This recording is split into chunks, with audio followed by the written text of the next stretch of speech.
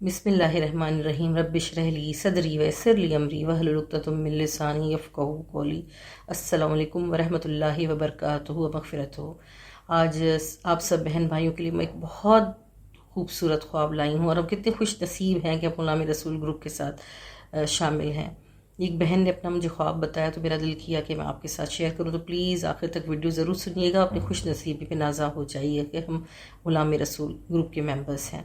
بہن بتاتی ہیں کہ ایک دفعہ میں نے خواب میں دیکھا کہ ہم سب جتنی بھی غلام رسول گروپ کی ممبرز ہیں ایک جگہ پہ صحرا میں کھڑی ہیں، اور سامنے ایک بہت بڑی شپ کشتی سامنے موجود ہے۔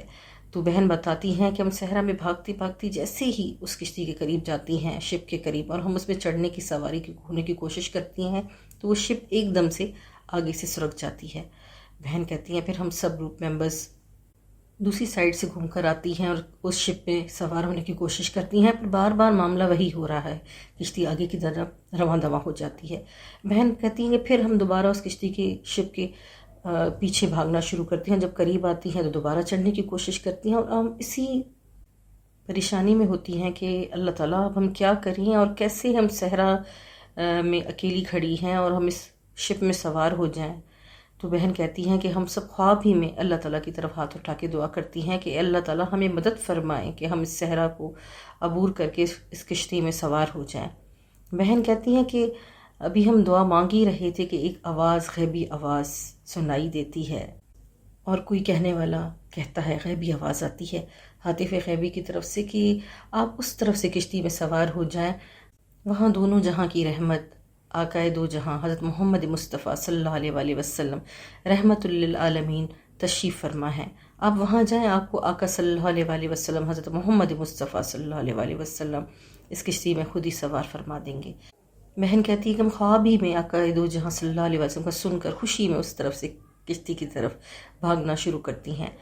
وہاں پہنچتی ہیں تو سب بہنیں دیکھتی ہیں کہ سامنے آقائے دو جہاں صلی اللہ علیہ وآلہ وسلم جلوہ افروز ہیں، اور میرے پیارے آقا صلی اللہ علیہ وآلہ وسلم کے چاروں طرف اصحابہ اور اہل بیت علیہ السلام موجود ہیں۔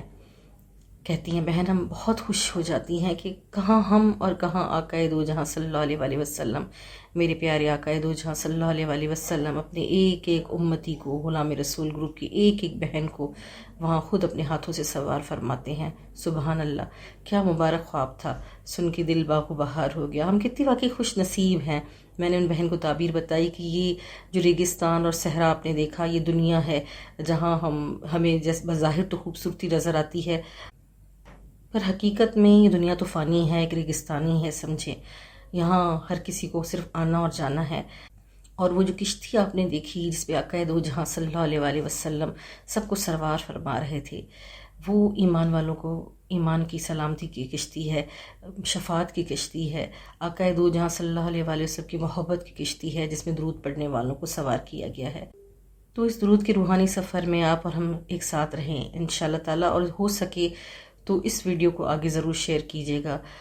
آپ کی ایک شیئر کی وجہ سے کیا پتہ کوئی اور بھی غلامی میں شامل ہو جائے، اور آقا صلی اللہ علیہ وآلہ وسلم کی اس محبت کی کشتی، اس رحمت کی کشتی، اس شفاعت کی کشتی میں ہم سوار سب ہو جائیں۔